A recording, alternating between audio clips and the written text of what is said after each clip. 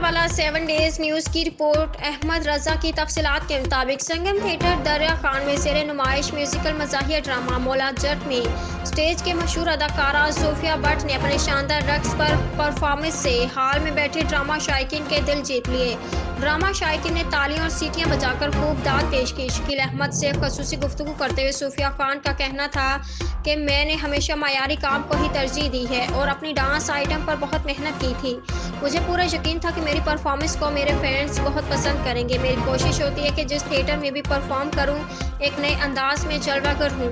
मजीद के मैं पूरे पंजाब के थिएटर्स में काम कर चुकी हूं। मुझे दरिया खान में बहुत इज्जत और प्यार मिला है। हमेशा स्क्रिप्ट के मुताबिक काम करती हूं जिसको मेरे फैंस बस पसंद करते हैं। स्क्रिप्ट के मुताबिक काम करना ही एक अच्छे फनकार की निशानी है। मैं बहुत शुक्रगुजार हूँ अपने फैंस की जो मुझसे इतनी मोहब्बत करते हैं। आज जो कुछ भी हूँ मेरी मेहनत का नतीजा है और मैं शकील अहमद की शुक्रगुजार हूँ जो मुझे इतनी सपोर्ट करते हैं।